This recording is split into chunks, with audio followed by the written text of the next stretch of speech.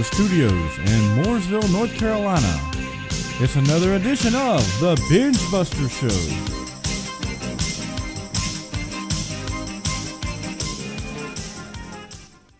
Hello everyone, and welcome to another exciting edition of the BENGEBUSTER Show.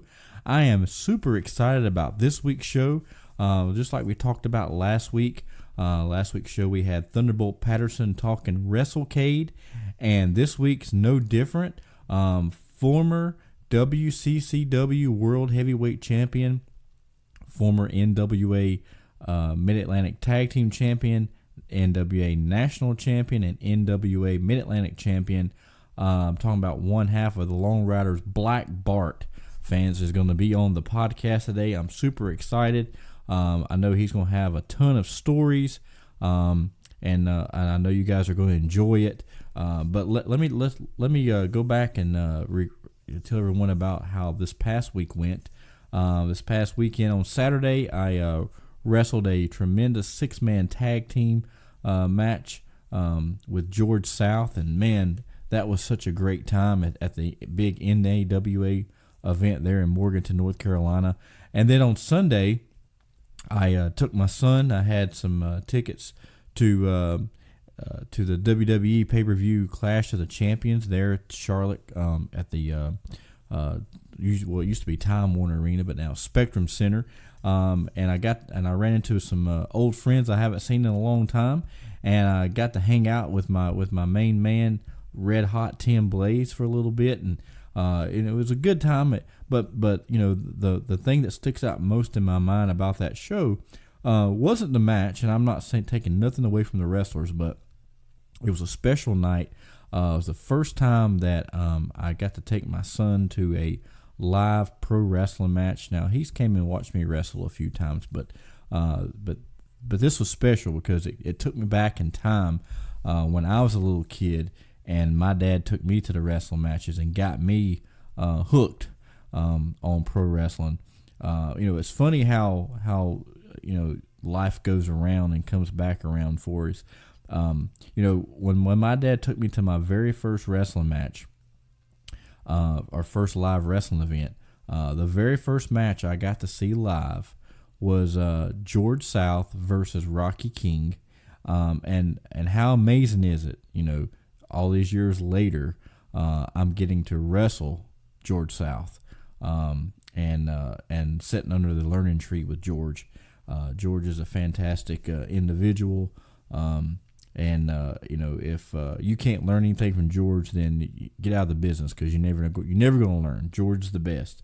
But this week I'm excited. Like I said, we're talking about WrestleCade.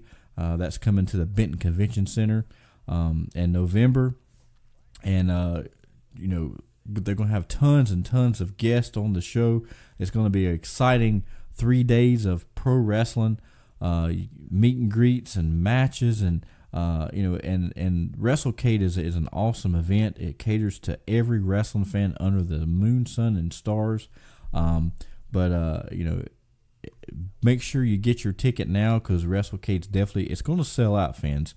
It's a tremendous event. So make sure that you get your tickets. You're not left out in the cold, because it's going to be a hot 3 days of pro wrestling with WrestleCade.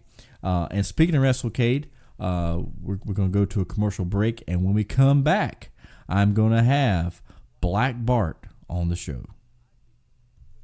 WrestleCade weekend returns to Winston-Salem, November 29th, 30th, and December 1st. Meet your favorite wrestling stars. Experience live wrestling events all 3 days. Shop for your favorite wrestling merch and more. Join us for family-friendly fun for wrestling fans of all eras during WrestleCade weekend, November 29th, 30th, and December 1st. All goes down at the Benton Convention Center in Winston-Salem. Tickets and info at WrestleCade.com. Fans, we're back here on the BENGEBUSTER Show, and I have got a couple of great guests. I've got Tim, Red Hot Blaze, and the World Class Championship Wrestling NWA legend Black Bart. How you guys doing tonight? Doing great. Good, So Tim, the big story coming up is WrestleCade, and you and Black Bart are going to be in attendance. Last week we touched base on some of the great things going on at WrestleCade, but tonight we got Black Bart on the line, and we're going to be talking about the World Class Championship Wrestling memories. Yeah, man, can't wait. Bart, what do you think about it? World Class Championship Wrestling back to the Sportatorium in 2019, brother. Brother, the Sportatorium is just an open space right now. It's just a parking lot with a fence around it. But I remember when it was every Saturday night, it was jam-packed, people coming and people going, and just a exciting place to be. And every wrestler that ever put on a pair of tights or even a pair of boots wanted to wrestle at the Sportatorium in Dallas, Texas, and I'm looking forward, brother, to being at WrestleCade. I was there, Timmy, and when was it? About 7 years ago. Yep. It was. Me and Black Bart and Ron Bass were side by side. Yeah, Ron Bass and Ronnie ain't with us no more, brother. But I'm telling you, he was one of the bestest guys that I had ever been around in the business. He taught me so much it wasn't even funny. I mean, you think you train, and then you meet a guy like Ron Bass, and you realize, brother, hey man, I was liking so much, but the memory, and as long as we remember Bass, it will never. To me, he will be with us forever. I don't know, Timmy, if you was around him very much, but he was. He helped my career and helped me along. In case Dusty Rhodes give me the Black Bart gimmick, and when he said, I'm gonna put you with Ronnie Bass. I'm gonna put you with J.J. Dillon. Y'all gonna be the Long Riders. And I said, well, hey, wait, where we gonna go? And he said we're going to the Carolinas. And I said, wait. I don't know. And because I was in the Carolinas. I was Rick Harris, and I was wrestled 7 years. Heck, Jimmy Valiant beat me on Winston-Salem TV for every Wednesday. for 3 years straight running. He hit me with hit me with an elbow, dropped the elbow on me 1, 2, 3. That was it. That was the whole match. And he did it for like 3 years. It seemed like I was doing, putting him over. And I said, man, I believe I can whoop this guy. And as fast as he was whooping me, I can whoop him. But. But that's part of it. And the Sportatorium, it was no different. The Sportatorium, and you say WCCW, and it was so many guys come through there. Iceman King Parsons. One of the guys that stick out in my mind is Iceman King Parsons, because he was wrestling down there in the Carolinas. And he said, Bart, if I go to Texas, do you think I can make some money? And I said, brother, if you're figured in, you make a ton of money, And even if you jerking the card, you can make $15 to $2,000 a week.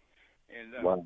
And to me, that was, that it's not good money now, but it was great money then, and more especially for a guy. It was just, starting out, and this was my home. This is where I growed up. And to wrestle for me, to wrestle for Fritz to wrestle for the and be wrestling in the Sportatorium and Real Rogers Coliseum in Fort Worth and all the surrounding towns that was population of 10 grand. We wrestled in every one of them towns. I mean, but King Iceman asked me. He said, "Can you make it? So you make a ton of money, brother." And he come up here, and I believe he was the first black wrestler to hold the world strap up here. And it was to hold that world strap. It was honor and a pleasure until you had to get in the ring and wrestle with Von Erich. But like me, I didn't grow up with them, but I grew up watching them. You understand what I'm saying? Right. Yeah. Their daddy, Fritz Von Erich, which he owned WCCW. This was before I worked here.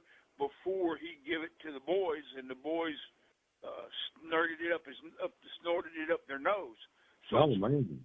But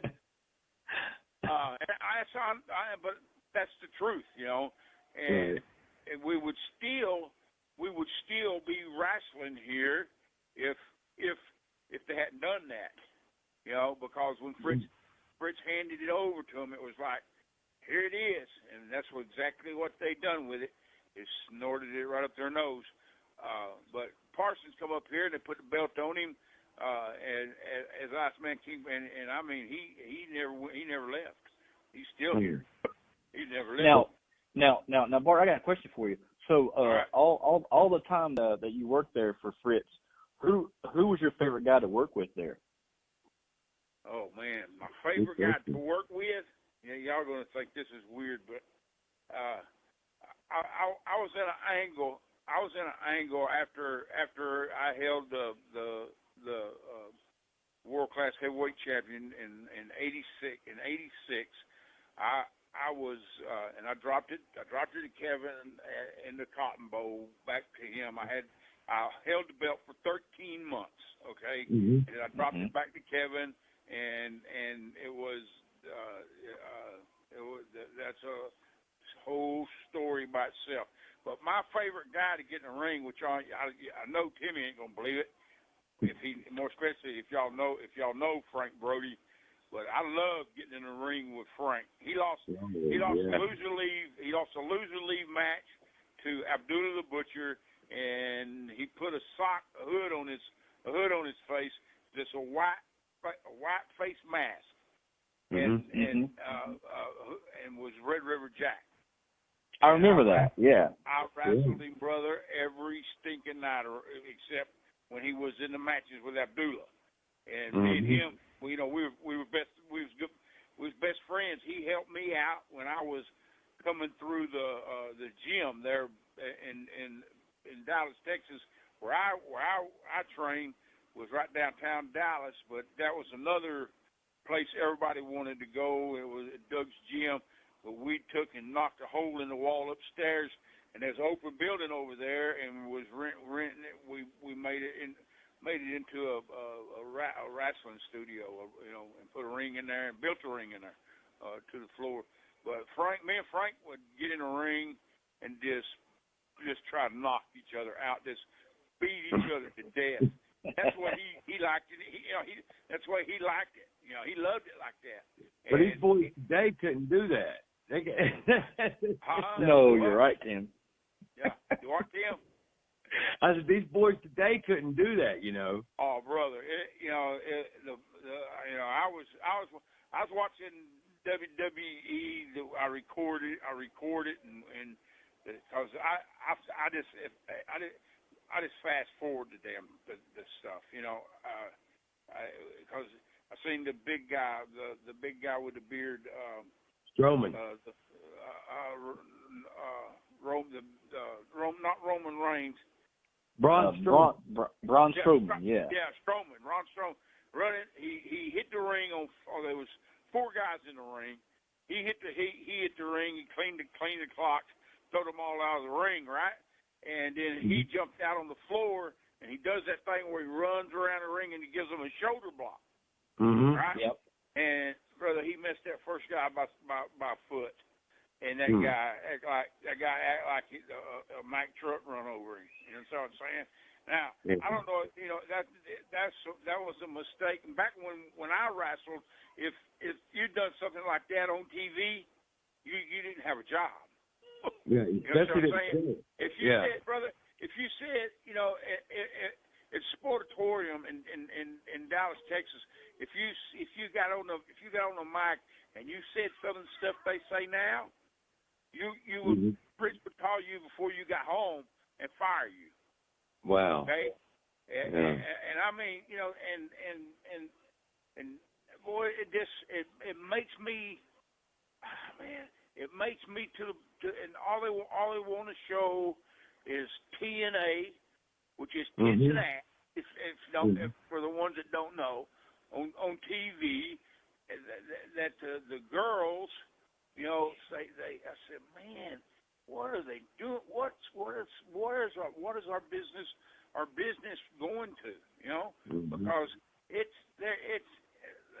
I've heard the F word, you know, several times, and some of the local shows around here do it even worse. You know what I'm saying? And it was to me. I said, man, if we said damn, or we said they would come to us, said if you say them words again, the next time you're fired. That's right. If you ain't smart enough, and we didn't get no script. We didn't get no script. So you say, and you read the rolling thing on the. That was a crocker. You know, you got up there, and if they wanted a 2-minute interview, you give them a 2-minute interview. If they wanted a 3-minute interview, you give them a 3-minute interview. If they wanted 4 minutes, you give them 4 minutes. And you said you didn't use bad language. Right. Well, now, let me ask you this. Right. Bart. Speaking of the F word, let me give you 2 F words. Fabulous Freebirds. Yeah. Oh man. Me and Bam Bam, Terry Gordy was he was probably one of my bestest friends. He was the president of the Fish Club, and I was the vice president of the Fish Club. And it was sink or swim, if you know what I mean. Right. Well, we're going to have Jimmy Garvin's going to be at the World Class Championship Wrestling Reunion. And you're talking about Terry Gordy. We've got Miranda Gordy. She's the daughter of Terry Bam Bam Gordy. She's going to be at the World Class Reunion as well. Now, Michael Hayes is going to be there on that Saturday at WrestleCade signing autographs. But on the panel with you guys on the World Class Championship Wrestling Reunion, Freebird Jimmy Jam Garvin and Miranda Gordy, daughter of Terry Bam Bam Gordy, will be there. What's some of your memories of the Freebirds when you were in World Class? Some of them I can't tell you, but me and Jimmy Jam was in the and it's this way I have nothing. This is back in the NWA.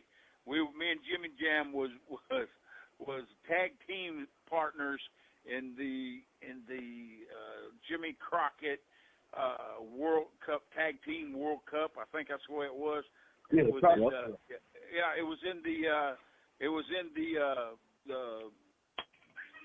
dadgum dome in the Superdome. Yeah, the Superdome. Yeah. And we went to, I think, the first round, and the second round we won. And Jimmy said, "What? Well, ain't they put you in either one of us? What's going on?" I said, "Don't worry, brother. We're fixing to do a job, and this tag team's gonna be over with."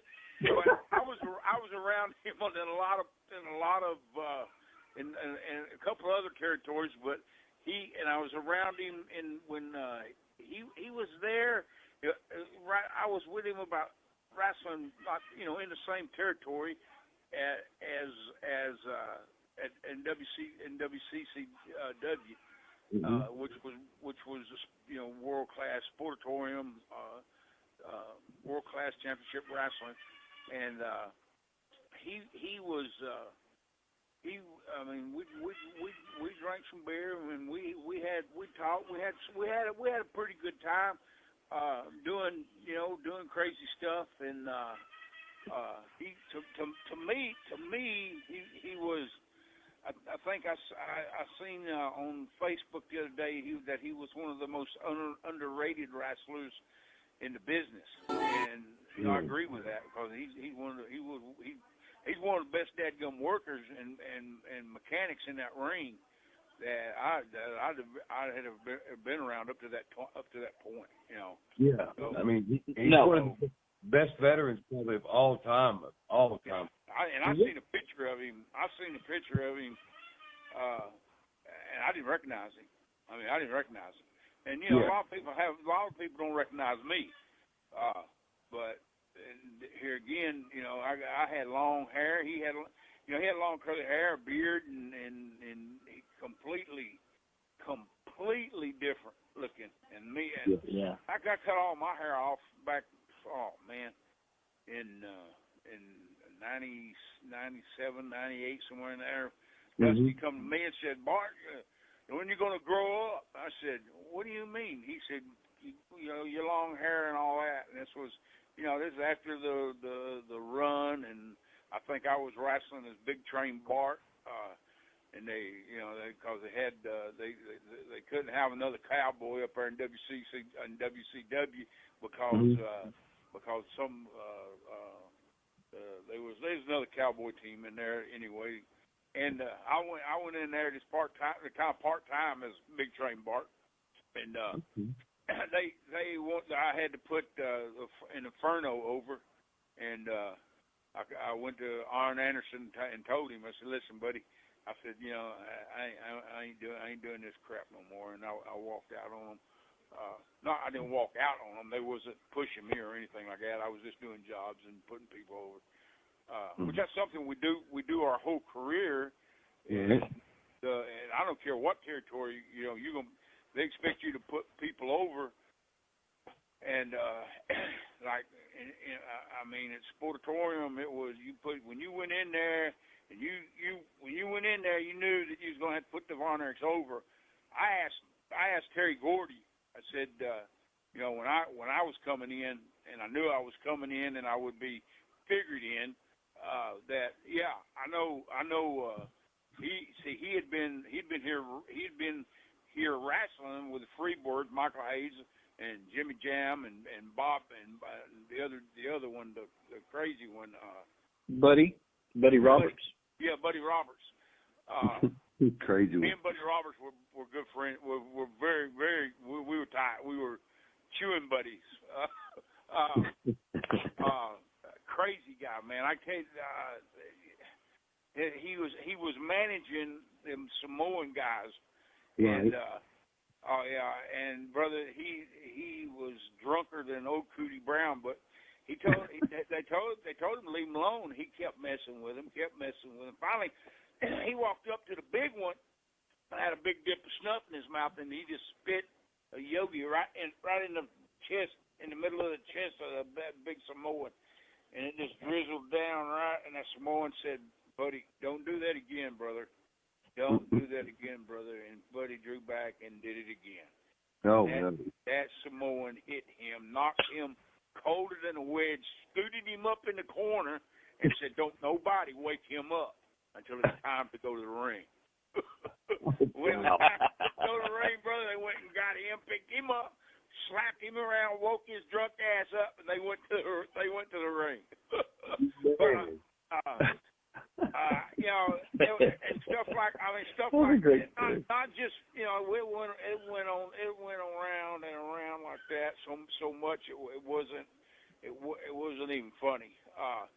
But I remember, I remember the dressing room in the Sportatorium. It's just stuck out, man, in my mind that we're doing this, and the good gravy, the respect that we had for that place was unbelievable. Me and Maniac Mike Davis, which he was a big deal here in World Class, and to me he was. Also my best friend. But we for some reason I had the key or he had the key, but one of us had the key, and we was coming through another town. We couldn't make it because we live like 50 miles from the Sportatorium. But we had to be there the next morning, and for meetings or whatever. We slept. He opened the door. We slept in there one night. And brother, you talk about, oh my God! And this was after David and after Kerry, and they all had passed, and and we slept in there. And you talk about hearing stuff, man. I said, let's go get some more beer and just stay up. And we're done. We just drank the rest of the night, and we did. We went in these places get beer all around. We just stayed drunk, and just stayed up and said, the heck with it. Come home a couple of days, but yeah, it was a spooky place, man.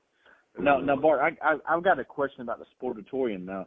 I heard Jim Cornette talk about how big the rats were there, and I ain't talking about the girls. I'm talking about actual rats that were living there. I was just thinking about that, but I didn't want to say nothing bad about the Sportatorium. But since you brought it up, brother, that night me and Mike Davis see him on the rails in the ceiling underneath the not underneath the building, but underneath the stands. Well, it was built in a bowl, okay? It was built in a bowl, but we're underneath, in the dressing room sleeping, and you look up there and you can see him. Big, wow! Dead dumb rat. It was right on a creek bed or something right behind it, and I mean they had drinking water, they had plenty of food to eat, and weird, man, weird. Let me ask you, Bart. What was her name? Oh, I'm sorry. What was her name? What was her damn name, Timmy? Seriously. I got a serious question though. Speaking of this, one of the greats of WCW was one of the greats was Gino Hernandez. So when they brought in Andrea the Lady Giant, she's going to be on the panel. Andrea the Lady Giant, better known as Baby Doll. What's your thoughts on Gino Hernandez and Baby Doll, or Andrea the Lady Giant? You call Baby Doll what? She's gonna whoop your ass, Timmy. You call Baby Doll what? Andre the Giant what? Andrea the Lady Giant. That's what she was called, right? I never heard her called that. I was around her. Yeah. That was. She'll probably. That was the first. Remember, Baby Doll, I didn't say that, darling. He said, Timmy Blaze Wood said, not me. Nicola kicked my butt. I know she will, but what do you think of Gino? I never heard her call that, brother. I was around her in 2 or 3 places, and good. I never heard her call that, but she. Do you want me to say? Now you got me, brother. You got me on that one. And I don't get got too good, but you got me on that one. She's going to be a WrestleCade. She'll kick both our asses. And I don't want her kicking mine. Well, you are too, you old son of a bitch. Hey, now, a couple weeks ago, I worked a match with her husband, and man, I'm glad it was then and not later. Now that we all talk about his wife. Yeah, again, there you go. Who is she married to now? She's married to a guy named Chad Bird. He used to work for WCW back in the 90s. He was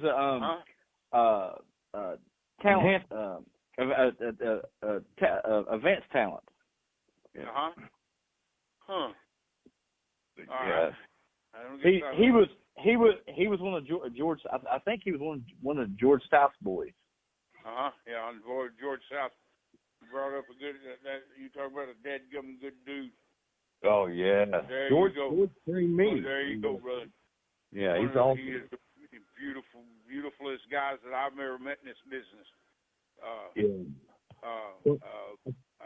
don't know. George loves you to death, Bart. He just loves Black Bart to death. Yeah, Bart. I had a message from you because this past Saturday night I worked with George, and I told him I was going to have you on my podcast. He said, "Do me a favor, Tony. Tell Black Bart I love him." I said, "I sure will, George." I love him too, brother. He helped me. He helped me on some things when when I was trained by a guy named John and I can't even remember his name. He wrestled as the boy, there it goes. Okay. Well, John Shaw, right. His real name, and he wrestled as Ivan the Terrible back in the day, way back in the day. But he trained me, like a backdrop. I thought a backdrop that the guy in the middle of the ring that shoots the guy off and then comes off and gives him that back, and then gives him a backdrop, right? Mm-hmm. I thought that a backdrop, the guy that was running hits the guy low and gives him a backdrop. Right. You know what I'm saying? Old timey. That's an old timey backdrop. Well, I thought it was the modern day backdrop. So I'm in the ring with Charlie Fulton. I shoot Charlie off, and he goes down, and I go down at the same time. You know what I'm saying? I call backdrop. Okay, I take off, run and hit the ropes. He goes down, and our heads, we almost knocked each other out. Oh no! Yeah, you were the most beautiful. And then he said, Charlie just starts beating the living fire out of me, and I said, Charlie, what's up? He said, boy, you know better than that. And them guys actually had to train me in the ring because you didn't have time. And George will tell you this. We were on the deadgum road. We was on the deadgum road even here. Even in the state of Texas at the Sportatorium and WCCW, we didn't have a day off. We were driving, flying. It didn't, and something. And we was almost touched on it a while ago. But when nowadays these guys wrestle maybe half a month, and they're off the rest of the month, I guess. They wrestle 12 or 13 days a month, 14 days a month, and then they make their $1 million, and they're good. You know what I'm saying? Yeah. They're good. Well, back when we wrestle every stinking day, and sometimes you wrestle for 3 or 4 months at a time straight before you even get to go home. Well, that's it. But it was paid. We paid dues, and we owed. And anywhere you went, it was like that. Louisiana territory. Oh my God! When he bought out Oklahoma, one of the territories, Oklahoma, and we had to make Tulsa, and we had to make Oklahoma City from Alexandria, Louisiana. That's a trip, brother. And in the Carolina, all the territories you had to get in a car and you had to drive. And take the thing about the Sportatorium and the Texas territory, and we were home every night. Yeah, that's one of the things that was good about being here, and if you got the house up and the houses were doing good. Now, we was talking about the Freebirds. After the Freebirds almost killed the Texas territory, I mean, deader than a hammer. They were averaging, they were selling out everything, and then the Von Erich started after the Birds left, and everything. I guess whatever went sour with that, which I don't know what went sour with it. Well, I want to mention something. The backdrop you're talking about. You had one of the most beautiful backdrops in professional wrestling. No, I mean, I remember that Black Bart backdrop that you always took. You took it so well. It was just great. Couple more days to touch base with you, though. What about Eric Embry or Johnny Mantell? They're going to be on the panel. Eric Embry and Johnny Mantell. What's your thoughts on any of those two guys? Johnny Mantell's going to be there. Yes, sir. I didn't know. You know, me and Johnny. Oh man, me and Johnny has been partners.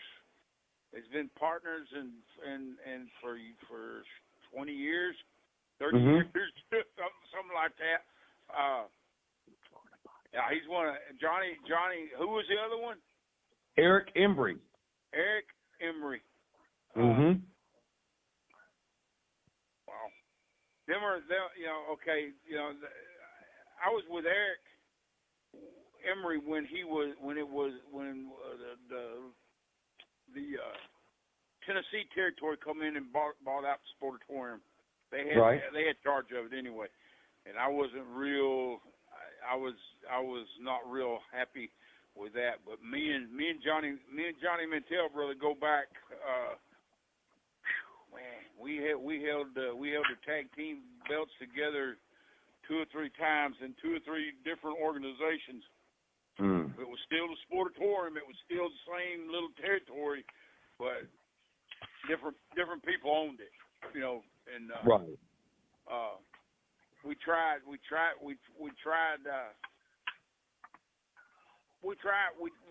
keep it going, but when they started no showing and not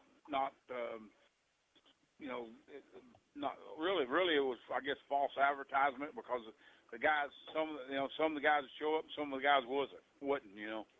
Right. And that's what killed. I mean, that's what killed it. And now you look at town right here. They ask, well, all the guys going to show up, as you say, is going to be on the card. You know, and it hurt the business. It hurt the business around here. And one thing you're not gonna. One thing you'll never hear. I've never sour or got any sorry bad stories about being in the business and being you know, the wrestling business. They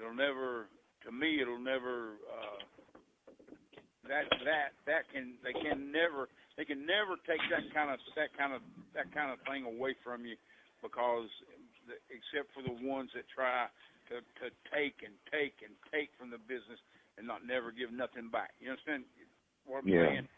And to me it's, you know, they're starting this NXT stuff, and they got and I've got nothing against small guys, but it's like oh man, they're taking over. You know, they took it over, and more power to them. But when you hit a guy with 20 false finishes, and every one of them is a finish, and you know what I'm talking about, Jimmy. Oh yeah. That you know, and you go to and then they win the match with a simple leg drop. You know, that's turning the book completely around on what we done. You understand? Right. We would go to the ring. We told a story, and it worked. And if it didn't work, you get back to the dressing room. The bad guy, the heel, was the first one, because he's the one calling the whole damn match. We didn't sit in the back, get to the building at 11 o'clock in the morning and sit in the dressing room going over a 5-minute match for a whole damn day. I can't take the deep. Yeah, there ain't no way. I couldn't remember any of it. Ain't no way. And it's like, you know, you can't do that anyway. What if you go out there? What if you go out there to the ring? What if you go out there to the ring and what you're doing ain't working? And you need somebody. Yeah. You need somebody to call one tackle, drop down, and get it again. You know, and it ain't going to happen, because they don't. Most of the guys in the business don't know what that is. Timmy, you do. You do. Yeah, I know what it is. Hey, you call Bart, it, they'd be lost. Yeah, and Bart, I'm with you on that, because like now I'm working these shows and I see these young kids in the back, and they're going through their match 10 times, and I'm like you guys are going to forget half of that. And Saturday night, not only that, they would walk up to me, and, and say, Bart, we want you to put Scott Casey over. And I said, okay, I'll do it. And then they win the match with a 5-minute match for a whole damn day. You know, Okay, and then turn around and walk off because I knew what I was doing. You know, so I would get with Scott Casey and I would say, okay, this first 2 minutes I'll make you shine, and then I'm going to shine. Then I'm going to get some serious ass heat on you, and then we're going home. You know? Yep. That's kind of like this past Saturday night when I was working with George South. We were doing a 6-man tag, and George walks up and he goes, Tony. He said, who's in the match with us? And I said, this guy, and this guy. He goes, okay, Tony. He goes, me and you are starting. I said, or actually, in George's words, he said, Tony, me and you are starting, okay? I said, okay, brother. And that's all he said to me. That's all he said to me, you know. And we went out there and tore the place down and we're down. You know, and it's pro wrestling is simple, but the guys today trying to make it so complicated. Make it hard. They overthink things too much is what I think. Exactly. Yeah. Well, I was in I've got a show coming up the 28th of this month in a little Texas town, East Texas. It's called Overton, Texas, and we've got a little show coming up. I'm managing my nephew, which is Black Bart Jr., and another dude called Gary Young, but not Gary Young from the old days, but the I guess a new one. I said before that I was in another dressing room, and I sitting there listening to the terminology and the speaking in the dressing room, right? How they're calling, how they're putting this stuff together, and I don't understand. I don't understand hardly a word they're saying. Well, they wouldn't understand a word you were saying back in the day. You talk Carney, you talk Carney, they wouldn't know what to do. There you go, brother. If Carney, no, you don't even speak Carney no more. Carney's kayfabe. Yeah, you got that right, Bart. Yeah, Carney's kayfabe, brother. You don't speak Carney because everybody looks at you. What the heck? I think you're some kind of sexual monster or something. But on the girls now too, and I want to get this in. But on the girl, I was talking about the girls, and you turn the TV on now, and you see at least 2 or 3 girl matches, right? Right. Way back, I want to say way back, not way back. When you had girls on the match, you had one girls match. And they had their own dressing room. Now they come in and just dressing with guys like they're one of the boys, you know. And I'm sitting there, and my eyeballs are falling out on the dadgum floor, and that they're sitting there and they just undressing like the boys. Yeah. And they ain't. Trust me, they ain't boys. No. Now, WWE, you couldn't tell for sure. Sometimes you understand what I'm saying, but it's 2019 now. Yeah, there you go.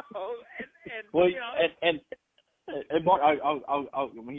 you said that, it reminds me of a funny story. I was on a show here about 3 or 4 months ago, and on this show, this girl was going to work this guy, and of course she comes in our locker room, and I'm looking around, and I'm like, hey, who is the Rizat over there? And nobody knew what I was saying because I was talking Carney because I didn't want her to know I was calling her a rat. But I was like, who is the Rizat? And everybody's like, Rizat who? Who's the Rizat? Still said in his kitchen. You said what? Right. And then I found out she was wrestling one of the dudes. And I guess it was her boyfriend or whatever. But I was like, I said, man, times have changed since I broke into business back in 92. I was like, man. Oh, God, brother. That you broke into business in 92. Wow. Mine was ending. Well, Bart, my full time ended in 01, I guess. In 01 was the last run. Well, Bart, the first program that I ever got to see you do was when you and Ron Bass were the Long Riders. And you guys were feuding with Ricky Steamboat, and you guys went down to his gym, and tore the place up. Man, that angle was so believable. The thing about it is, see, Victor Steamboat give us permission. Permission, right? But Ricky Steamboat, which is the dude that actually owned the gym, was in Japan. And see, Victor wanted to get into wrestling and start wrestling, and Ricky wanted him to train some more. Well, while he was over there, he thought that I said, "Come on, get somebody down here, and we can go in." He wanted to go in. He wanted to tag with his brother against the Long Riders and JJ Dillon. That was the deal. And when Steamboat found out about it, brother, he hit the roof. And really? Oh yeah. And Steamboat's one of the most lovingest guys, nicest guys in the business. Right. He's one of the best guys to get in the ring and wrestle with. You can wrestle him every stinking night, brother. And know you're not going to get hurt, you know. And that was a big thing. But Victor, he wanted to get into the He had been training, and he was trained very well. But he was trained by Steamboat, you know. I said, man. And Ricky come back, and I said, man, that dude is PO'd, and he was. But he got over. We had a good angle with him, and that was right before I think that's one of his first trips. After our angle he went to WWF for a while. That was in '84, right? '84. Yeah. Was that '84? Yeah. 84, 85. And I have a hard time with remember. I remember, but I don't remember the exact dates. You know. Right. Yeah. I was World Heavyweight Champion in 1986. I was the World Heavyweight Champion for 13 months against Kevin Von Erich, and I held the belt for that. I held the belt for that long.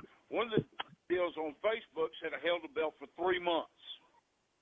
And that totally pissed me off because they're always trying to figure out something to downrate somebody. Instead of damn, Bart survived 13 months against Von Erichs. Yeah. Now, getting back to the World Class, whose idea was it for you to ride the horse to the ring? All right, bro. That's okay. When I got there, and I had come in and out because this is my home. I had come in and out a couple of times on vacations from the Carolinas and whatever. But George Scott was the booker. All right. Okay. George Scott and John Shaw trained George Scott.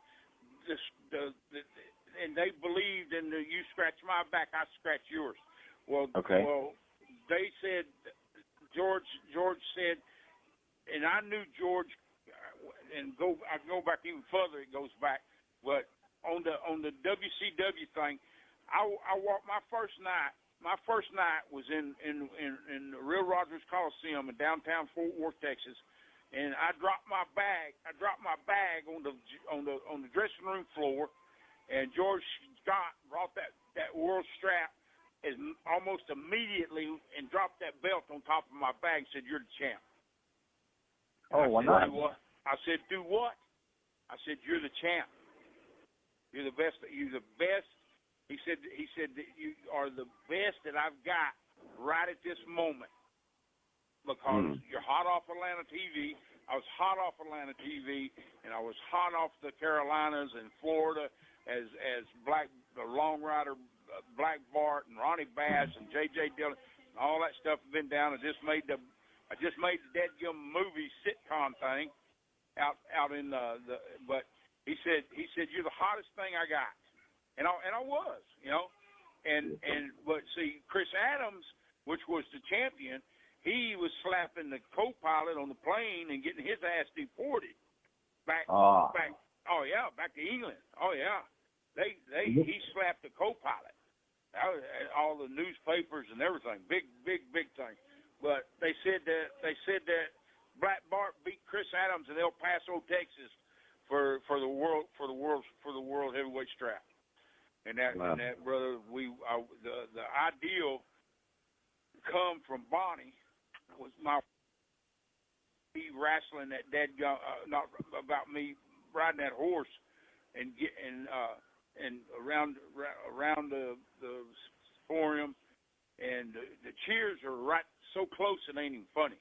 And they were putting cigarette butts out on my horse's butt.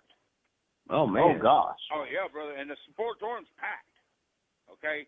And I step down. I go around to Bill Mercer, and my wife is standing there, and she's the lady that grabs the reins on the horse. And I step off. Okay. And Bill Mercer's right there and got the mic and sticking the mic right up my nose. And I start cutting the interview. I turn around. By the time I start talking, the dude's a fan takes a cigarette, puts it out on that horse. And I grab that guy. I don't grab him, but I go and get right in his face. And I said, you can put that one more out on there, and that horse is going to kick you right in the teeth. And plus, it's going to go nuts in this building, and you're going to be responsible for all that, not me. Yeah. He sat down like he was shaking like, but yeah. Yeah, it was actually my wife's ideal. I hit George with it, and he loved it. And he said, what about getting the horse over here in a trailer? And that wasn't no practice, run or anything like that. We carried the horse over there in a trailer. I stepped up on the horse and rode that horse in there. That wasn't no practice. That wasn't no. And I ain't a horseman. I never was a horseman. Never. Wow. I rode horses and everything, but brother, I got that strap on. I'm carrying that branding iron, and I'm trying to weave that horse and not let that horse step on anybody, Right. Yeah. That brother, I done that. I done it in the Sportatorium, and I done it at Real Rogers Coliseum. At Real Rogers Coliseum had more room, and all they did is make the barricade bigger. But at the Sportatorium, that was all permanent. Permanent, brother. And another thing I want to tell you. Go ahead. No, you go ahead, Bart. I wanted to get a story a while ago. We was talking about the rats in there. In the sport. Well, when they built that Sportatorium, brother, I told you it was a whole bowl. It was a whole round. It was a round building.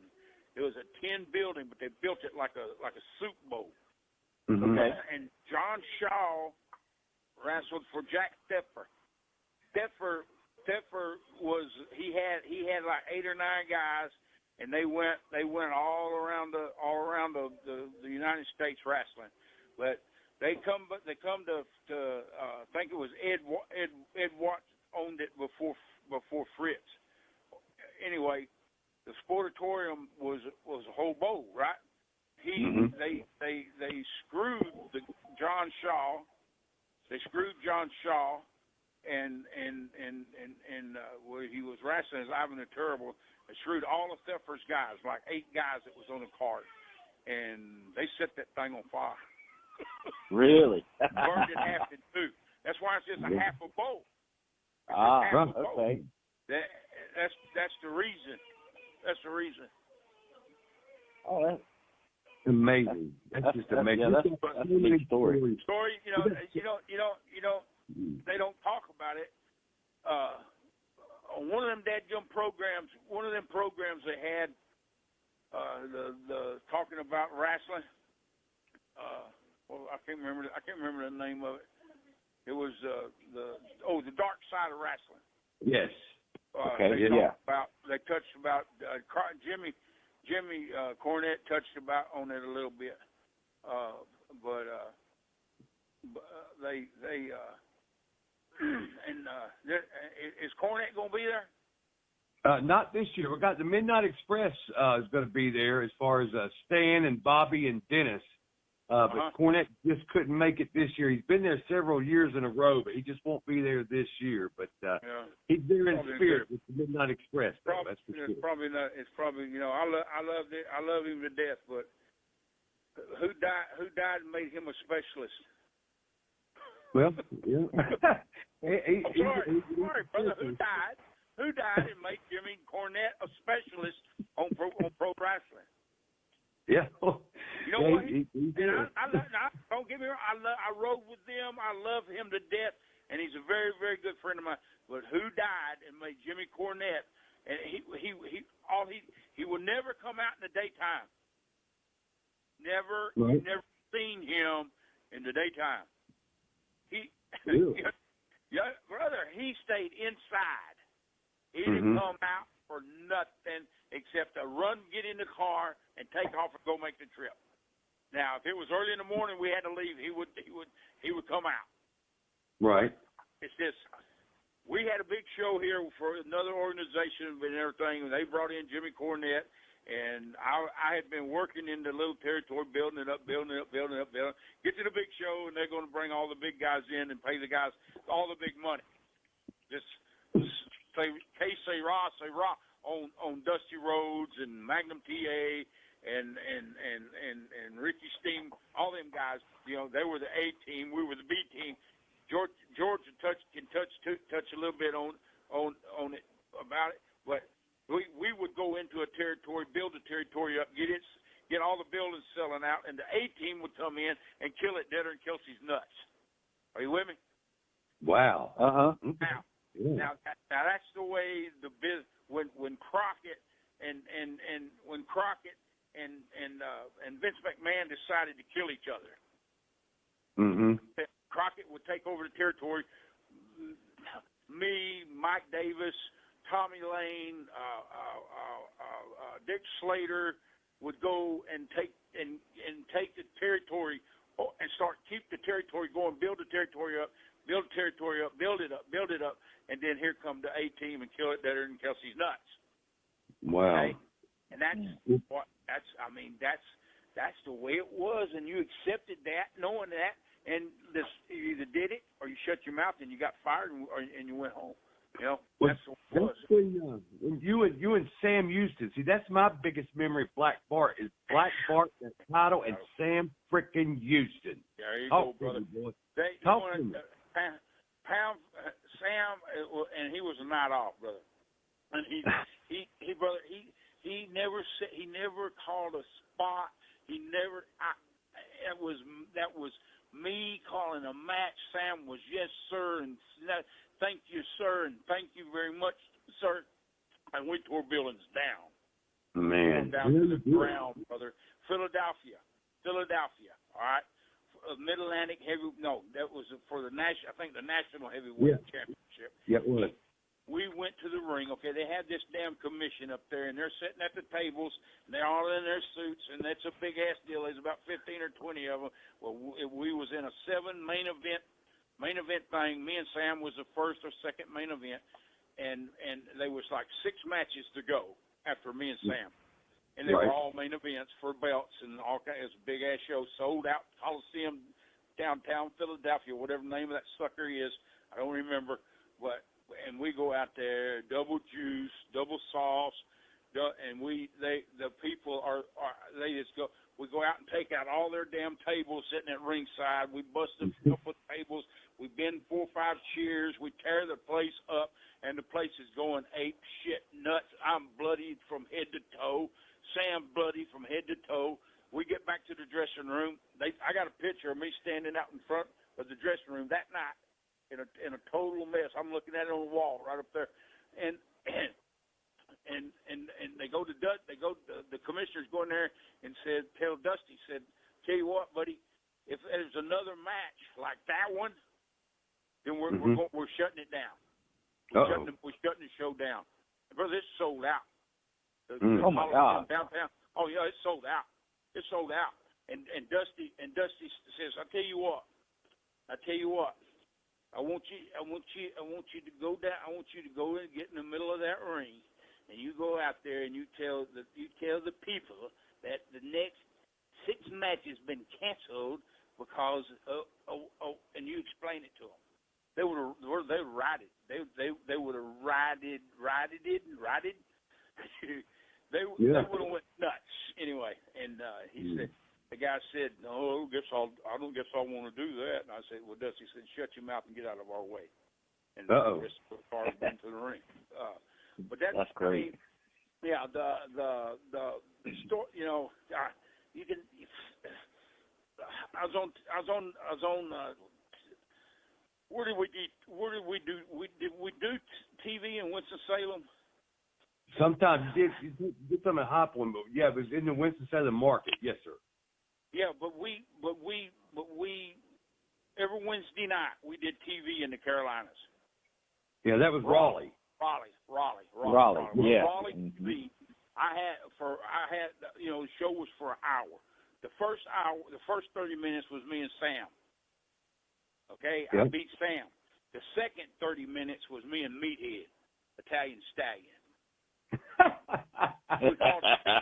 We called him Meathead because he forgot more about wrestling than most guys. You understand? Learn, you know, and I had to do the whole hour. I had to do the whole damn hour. Wow. That was one of my.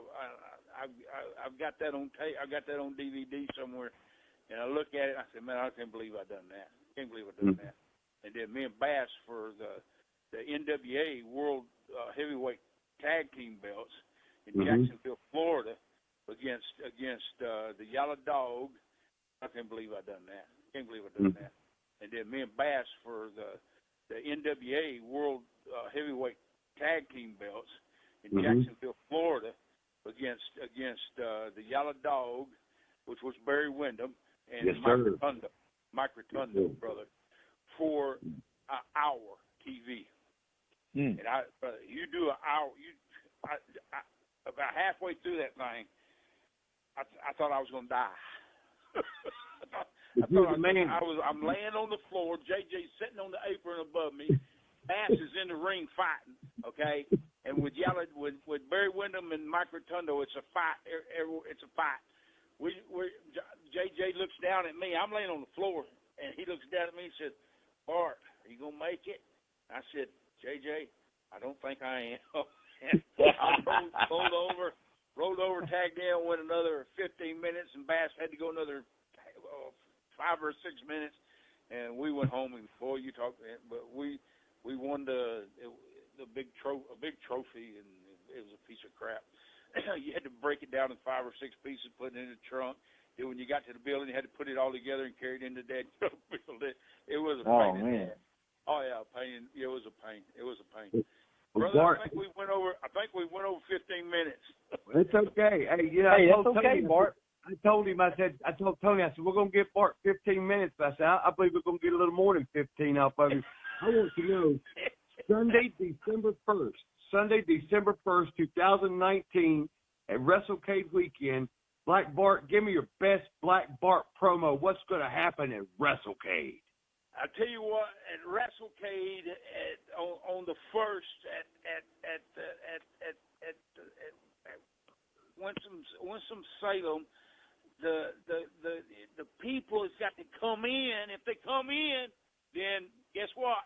We'll answer the dadgum questions, and I guarantee you that one thing that you're going to get out of old Black Bart is the honest to God's truth. I live on it. I believe in it, and I will be there. I will be there because I want to come back to the Carolinas. I want to see that beautiful country, and this ain't no promo.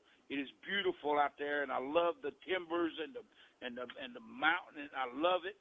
And I will be there with bells on. I will answer any dadgum question you want to ask, as long as you can stand the truth. If you can't stand the truth, don't ask me the question, because it's going to be the honest to God's truth. God bless y'all. Hey, Bart. Hey, Bart. One more question before we go. When you come, are you bringing those beautiful Austin Hall cowboy boots? I can, but my wife's scared I'll sell them. Oh. Hey, it might be Tony might be the top. The stories behind them boots, brother. The pair I had before, I actually bought from Austin Hall. But okay. Dusty, you know, Dusty Rhodes, he had like probably 30 or 40 or 50 pair of them Austin Hall boots. Well, I needed my first ones that I wore. I needed to get them sold. I didn't have nothing, so I went to Dusty. I said, Dusty, we wear the same size and same everything. Let me borrow a pair of your boots. And he said, Dustin, come here. Go out there in the truck and get them pair of boots in that box and bring them here. And it was a black with the triple eagles, and he cut the mule ears off for some silly ass reason. I don't understand why. Oh gosh. Oh yeah, he cut the mule ears off, and it had holes stuck where because he couldn't get down and put a regular pair of boots on. But he couldn't. He had to have pull on. He said, give him to Bart. And he gave them to me, and I never give them back. That's nice. The original pair, my brother burnt down on the barn, took them out of a shed down on the barn where I had left them, and burned them. Oh, no. Oh, no. $2,900 pair of boots. Oh, man. I tell you, Bart, I have a pair of Austin Hall boots, and I got a pair made right before they went out of business, because I think the guy that was making them passed away. Really? But I didn't know that. Yeah. They actually went out of business, I think, in 2002. So in 2001, I ordered me a pair, and they're black and white, and they got my name on the mule ear. And everywhere I go, people's like, "Oh man, those are some badass boots." I'm like, "Yeah." Well, they are. I had taken my wife to see a country concert a couple years back, and we went backstage and met that country singer Jake Owen, and so all these girls all these Rizats are around talking to him, and he looks down and sees my boots, and he ignores the girls and says, "Brother, that's the coolest freaking pair of boots I've ever seen in my life. Where'd you get them at?" And I said, "I got them from Austin Hall Boot Company." I said, "But they're out of business." He goes, "Damn it." He said, "If they was in business, I'd be wearing them on stage every night." He goes, those things are bad. So, but yeah, mine are right in there. Mine are right in there in the closet, and I mean, I can put it. They're raring to go. I just ain't got it in me no more. They last. Those Austin Hall boots, man, they last forever. Yeah. I've had these. Oh man, I've had them for 30 years. More than that. More than that. Longer than that. Yeah, for sure. But anyway, 40 years. But I started in a regular pair of cowboy boots, and I put a crepe sole on them. And, okay. Just a regular pair of cowboy boots, and I put a crepe sole on them. That's what I started in, man. And I had regular lace-up boots too, but the lace. You lacing them suckers up every night, man. That gets old quick.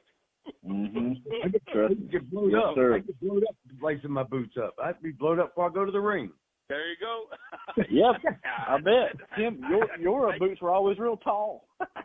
Yeah, I had them big tall boots, man. I get blowed up before I get there, brother. Promoter said, "What's wrong with you, man? You're the blow-up doll." Yeah, I'm getting blow-ups on, brother. Yeah. But that's awesome. All right, guys. All right, Bart, thank you for your time, and really enjoyed the stories, and we're looking forward to seeing you at WrestleCade on December the 1st. I'll be there, brother. All right. There. Thank you so much. I love you, Bart. Love you, brother. We're going to go to church first? Yeah, because George South is going to be leading the worship service, and I think he's got a special guest speaker, the world's most dangerous man, Ken Shamrock's going to be at church that morning. So we'll have a good time, and then we'll do the World Class Championship Wrestling Reunion around 10:30, 11 o'clock. All right, brother. That'll work. But I'll be there. I'll be there for Saturday too for the. Yeah. Oh, absolutely be there for Saturday. Everybody going to line up at Black Bart's table, get that autograph, get those photo ops, and just have a good time, old time jubilee, brother. All right, brother. We love y'all. Love you too, I love man. you, Bart. Have a good evening, my friend. You too, thank brother. you. Bye. All right, Bye-bye. Thank you, sir. See ya. Ladies and gentlemen, thank you for joining us for another exciting edition of the BengeBuster Show. Make sure you follow us on Facebook and tune in each and every week as we relive the glory days of professional wrestling.